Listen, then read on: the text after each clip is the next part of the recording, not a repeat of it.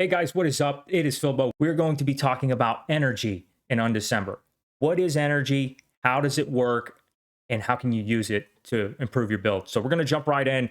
We're going to answer what is energy by looking at the most common form of applying energy, and that is through the link rune extract energy. What I want us to look at here is going to be that we can gain energy that matches main element on hit. So the way that extract energy works is you are going to attach it to a rune. You have to attach it to a strike rune, but do note that you can awaken this to get the dot tag. So if you're running a dot build, this can be attached to a dot build to get energies that way. But what happens is you're going to have a chance to gain the energy that matches the element. So Frost Shock, we've attached extract energy to Frost Shock, and Frost Shock is a cold element skill. So extract energy, as we're attacking, is going to have this chance to gain cold element.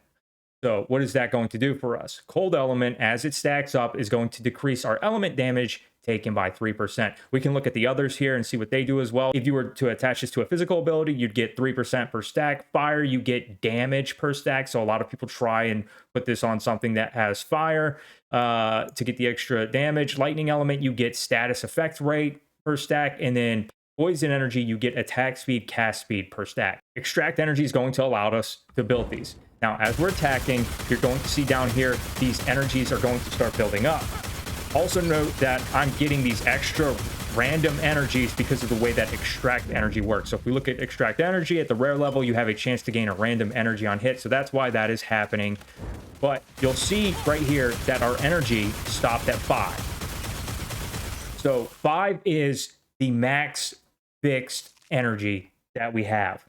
We can raise this, and you've probably seen this if you've looked around in the game a little bit. You've seen where you can increase your fixed maxed energy.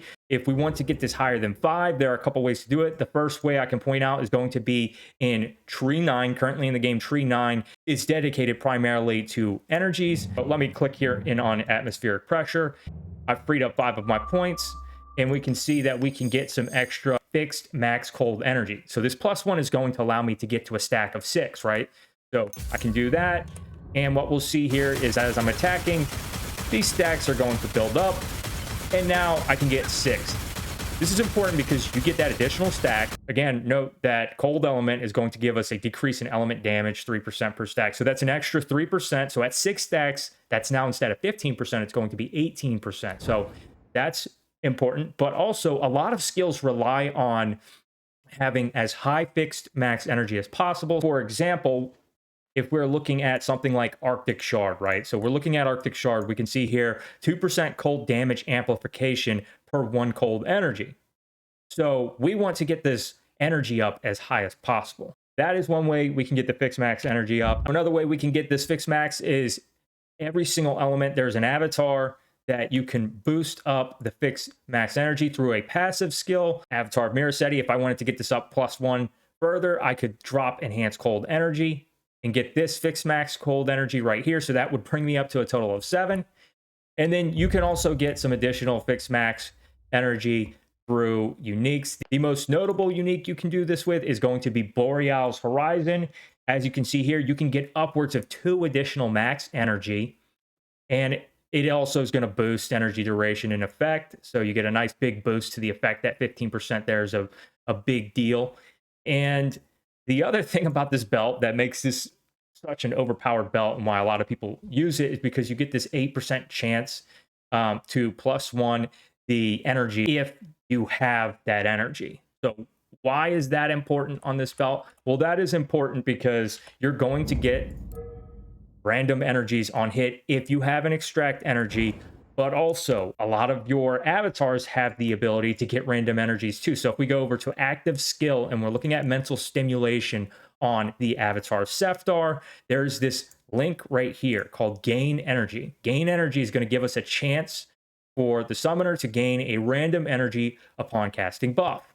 So there's a 66% chance every time you cast mental stimulation, which is every 4.67 seconds right now, with cooldown recovery speed, that you get a random energy. So that's why a lot of people like that, because you'll get the random energy and you'll start stacking that energy with Boreal's Horizons belt. So that's why a lot of people like that. Those are like some of the main ways of getting additional fixed max energy, but it's really important that you do so if you have a skill that benefits from having a lot of extra max energy. So what are some of those skills? Just to give you an idea, one of them that I can think of would be Frostthorn. If we look at Frostthorn, you get a +1 Frostthorn count per 2 cold energy. Additional thorns do, having more thorns is going to give you way more damage. Another one that I can think of, Flames of Death, you get 5% damage amp per fire energy. So there are lots of other skills that are like this, where having these additional energies is a big boost to your skill, not to mention the additional stats that you're going to get from having stacks of that energy. Like if you're running Flames of Death, not only would you get the amplification for the fire energy, but you'd also get 30% extra damage or increased damage per stack. So it would just make sense to get as many fixed max fire energies as possible. So that's how that works. That's extract energy. And now we're going to talk about absorb energy. Absorb energy is an attack enhanced skill. And what it's going to do is it's going to consume all of the energies that you currently have. And it's going to basically give you the same benefit that you already had from the energy. So like, for example, we're running the cold build here. You're going to get the decreased element damage taken per consumed number of cold energy counts. So it's going to give you that for the duration of absorb energy. But in addition to that, it's also going to amplify your damage by the amount of energies consumed.